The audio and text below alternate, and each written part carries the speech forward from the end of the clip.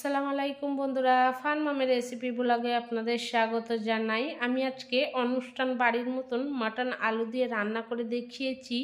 আপনারা তো অনেক রকমের বাড়িতে মাটন আলু দিয়ে খেয়ে দেখেছেন কিংবা অনুষ্ঠান বাড়িতে খেয়ে দেখেছেন। আমার রেসিপিটা একবার অবশ্যই বাড়িতে বানাবেন, খেয়ে আমায় কমেন্টে জানাবেন কীরকম হয়েছে। আমি এই রান্নাতে কি নিচ্ছি আর কীরকমভাবে করছি আপনারা পুরো ভিডিওটাই দেখবেন। আমার রেসিপি ভালো লাগলে আমার চ্যানেলকে সাবস্ক্রাইব করবেন, লাইক করবেন, কমেন্ট করবেন, শেয়ার করবেন, বেল আইকনটা দাবিয়ে দেবেন সবার আগে নোটিফিকেশনটা পাওয়ার জন্য। এখানে আমি 2 কিলো মাংস নিয়েছি। মাংসটা ভালো করে ধুয়ে পানি ঝরে পরিষ্কার করে নিয়েছি। দেখুন মাংসের পিসটা আমি মিডিয়াম করে নিয়েছি। এখানে আমি 1 কিলো আলু বড় বড় সাইজ করে কেটে নিয়েছি। দেখুন বন্ধুরা, এই রান্না করার জন্য গরম মশলা নিয়ে নিচ্ছি। কী নিচ্ছি দেখুন, 10টা ছোটো এলাচ, 10টা লং, 3টে বড় এলাচ, একটা জাবিত্রী, 2টো দালচিনি।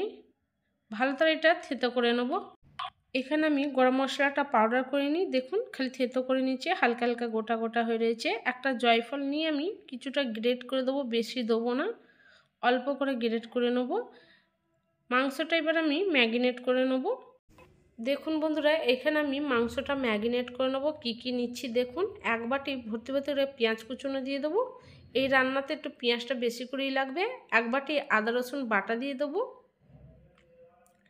1 বাটি পেঁয়াজ বেরেস্তা দিয়ে দেবো। এই রান্নাতে আমি 2 রকম পেঁয়াজ নিচ্ছি। পেঁয়াজ বেরেস্তাটা দিয়ে দেবো, কালারটা খুব সুন্দর আসবে। 4 চামচ লঙ্কা করে দিয়ে দেবো। আপনারা যেরকম ঝাল খাবেন সেরকম লঙ্কা দেবেন। এতে কাশ্মীরি লঙ্কা মিক্স করা আছে, ওর জন্য আমি 4 চামচ দিচ্ছি। 2 চামচ হলুদ গুঁড়ো দিয়ে দেবো। 2 চামচ ধনে গুঁড়ো দিয়ে দেবো।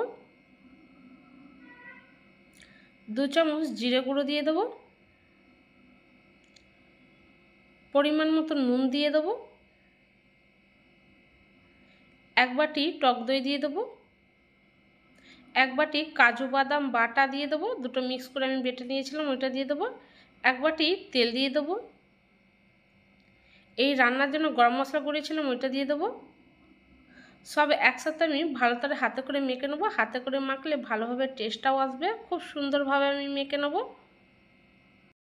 দেখুন বন্ধুরা, মাংসটা ভালো করে আমি মেখে নিয়েছি, আমার মাখা হয়ে গেছে। ঢাকা দিয়ে আমি আধা ঘন্টা রেখে দেবো, ততক্ষণ আমি আলুটা ভেজে নেবো। দেখুন আলু ভাজার জন্য তেল নিয়েছি, তেলটা ভালো করে গরম হয়েছে, কড়ার মধ্যে ভালো করে চাইড়ে নেবো আলু ভাজার সময় যাতে ধরে নিয়ে যায়। এবার আলুগুলো দিয়ে দেবো একে একে।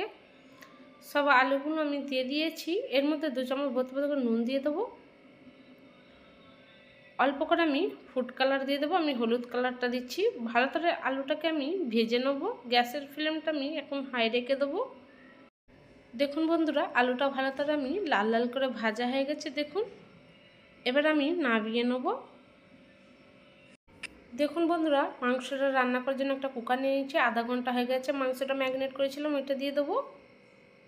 সব মাংসটা আমি এর মধ্যে দিয়ে দেবো। এর মধ্যে কিন্তু এখন আমি এক টোসাও পানি দেবো না, মাংসতে কিন্তু যে পানিটা বেরোবে তাতেই সিদ্ধ হয়ে যাবে। মাংসটা দিয়ে আমি ঢাকনাটা কুকারে এঁটে দেবো ভালো করে। গ্যাসের উপরে আমি চাপিয়ে দেবো কুকারটা গ্যাসের উপরে আমি চাপিয়ে দিয়েছি। গ্যাসটা অন করে নেব। গ্যাসের ফ্লেমটা আমি হাই রেখে দেবো। 4টে প্রেশার কুকারে আমি সিটিটা দিয়ে নেব, মাংসটা ভালো করে সিদ্ধ হয়ে যাবে।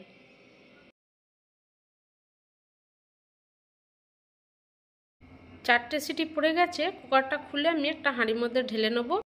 দেখুন বন্ধুরা, মাংসটা আমি হাঁড়ির মধ্যে ঢেলে নিয়েছি। মাংসটা কিছুক্ষণ আমি কষিয়ে নেব গ্যাসের ফ্লেমটা হাই রেখে। আর দেখুন বন্ধুরা, কতটা মাংস দেখেন পানি বেরিয়েছে। এই পানিটা আমি শুকিয়ে ফেলবো কষিয়ে। দেখুন বন্ধুরা, মাংসটা খুব সুন্দরভাবে আমি কষিয়ে নিয়েছি, পানিটাও কমে গেছে। আর কালারটাও দেখুন বন্ধুরা কত সুন্দর এসেছে। ভালো করে মানে কষানো হয়ে গেছে। ভেজে রাখা আলুটা এর মধ্যে দিয়ে দেবো। আলুটা দিয়ে আমি ভালো করে কষিয়ে নেব কিছুক্ষণ।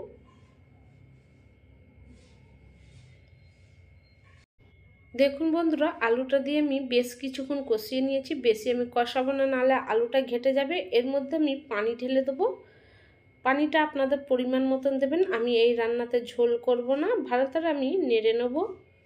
দেখুন বন্ধুরা, আমি এতটাই মাংসের মধ্যে পানি দিয়েছি, ঝোলটা ফুটলে আরও কমে যাবে। আমি একদম মাখা মাখা করব। ঢাকা দিয়ে আমি গ্যাসের ফ্লেমটা মিডিয়াম রেখে দিয়ে 20 মিনিট পরে আমি ঢাকনাটা খুলে দেখে নেব। দেখুন বন্ধুরা 20 মিনিট হয়ে গেছে, ঢাকনাটা খুলে দেখে নেব আলুটা কতটা সিদ্ধ হয়েছে। ভালো করে একবার নেড়ে দেখিয়ে দেবো। আর দেখুন বন্ধুরা আলুটা কিন্তু ঘেটে যাচ্ছে, দেখুন ভালোভাবে সিদ্ধ হয়ে গেছে। আমি বেশি আর নাড়বো না, নাহলে আলুটা ঘেটে যাবে। এর উপর দিয়ে ধনেপাতা কুচনো ছড়িয়ে দেবো। রান্নাটা আমার কমপ্লিট হয়ে গেছে, গ্যাসটা বন্ধ করে দেবো। দেখুন বন্ধুরা অনুষ্ঠান বাড়ির মতন সহজভাবেই বাড়িতেই মাটন আলু দিয়ে রান্নাটা আমার কমপ্লিট হয়ে গেছে। কালারটা দেখুন বন্ধুরা কত সুন্দর এসেছে, খেতেও অতটা টেস্টি। আপনারা বাড়িতে একবার অবশ্যই বানাবেন, খেয়ে আমায় কমেন্টে জানাবেন। আমার রেসিপি ভালো লাগলে আমার চ্যানেলটাকে সাবস্ক্রাইব করবেন, লাইক করবেন, কমেন্ট করবেন, শেয়ার করবেন, বেল আইকনটা দাবিয়ে দেবেন সবার আগে নোটিফিকেশানটা পাওয়ার জন্য।